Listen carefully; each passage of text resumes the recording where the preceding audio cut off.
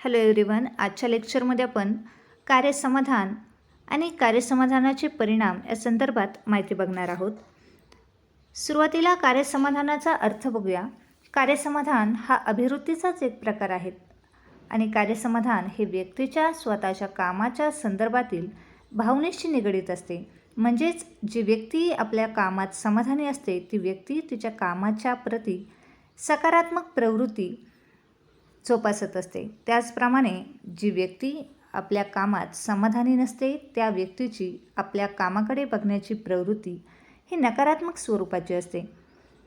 अशा प्रकारे ज्यावेळी आपण कर्मचाऱ्यांच्या अभिप्रवृत्तीबद्दल बोलत असतो त्यावेळेस त्या ठिकाणी कर्मचाऱ्यांची कामाप्रती असणारी जी काही प्रवृत्ती आहेत, कामाप्रती असलेले जे काही समाधान आहेत त्या संदर्भात बोलत असतो.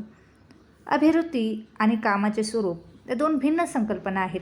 म्हणजेच अभिवृत्ती व्यक्तीच्या व्यक्तीप्रती, समाजाप्रती अथवा वस्तूप्रती असलेल्या भावना दर्शवत असते, परंतु समाधान हे एखाद्या व्यक्तीचे त्याच्या कामाच्या प्रतीचे अभिवृत्ती दर्शवते. कार्यसमाधानाची व्याख्या बघूया. E. लॉक या तज्ज्ञाने आपल्याला व्याख्या दिली आहे. एखाद्या व्यक्तीचे काम किंवा कामाचा अनुभव मूल्यमापन केल्यामुळे निर्माण होणारी आनंददायी किंवा सकारात्मक भावनात्मक परिस्थिती म्हणजेच कार्यसमाधान होय. तर किड डेव्हिस आणि J. निसरू या तज्ज्ञाने दुसरी व्याख्या दिली आहे.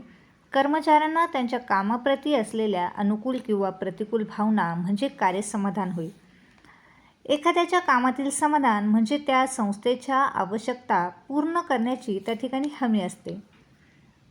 कार्यसमाधानाचे परिणाम हे खालीलप्रमाणे सांगता येतात. त्यापैकी पहिला परिणाम आहे सुधारित उत्पादकता. उत्पादकता आणि कार्यसमाधान या परस्परांसंबंधी संकल्पना आहेत.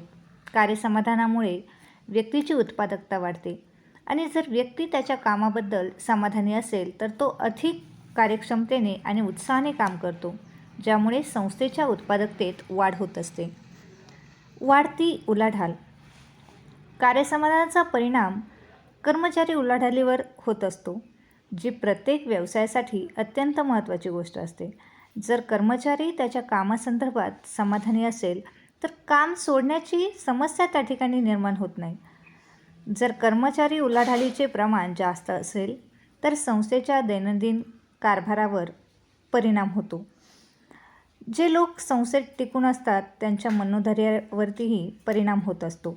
त्यामुळेच कर्मचारी त्याच्या कामासंदर्भात समाधानी असणे आवश्यक असते. हजेरीचे वाढते प्रमाण. जर कर्मचारी त्याच्या कामाबाबत समाधानी नसतील तर ते गैरहजर राहतात. ते कर्मचारी वैयक्तिक कामासाठी रजा न घेता काम आवडत नसल्याने रजा घेत असतात.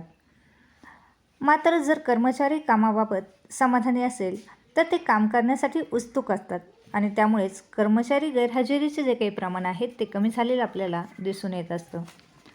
समाधान आणि सुरक्षिततेवरतीही कार्यसमाधानाचा परिणाम होत असतो. म्हणजेच जर कामाचे समाधान असेल तर कर्मचारी कामात अधिक रस घेत असतात, त्यामुळे अपघात होण्याची शक्यता कमी होते. कार्यसमाधान नसेल तर कर्मचारी त्या ठिकाणी निष्काळजी बनलेले आपल्याला दिसून येत असते. कामाचा कमी ताण. कार्य असमाधानी व्यक्तीवर ताण निर्माण करत असते. त्यामुळेच हृदयाचे विकार किंवा इतर प्रकारचे विकार होऊ शकतात आणि सततचे कामाचे असमाधानामुळे कामाचा ताण येत असतो. मात्र जर कर्मचारी समाधानी असेल तर त्या ठिकाणी कुठल्याही प्रकारचा ताण त्या ठिकाणी निर्माण होत नसतो. कामगार संघटना सहभाग. कार्यसमाधानाचा परिणाम हा कामगार संघटनांवरतीही होत असतो. म्हणजेच कामगार संघटनांमध्ये वाढणारी लोकांची संख्या हे कामातील असमाधानाचे कारण असते.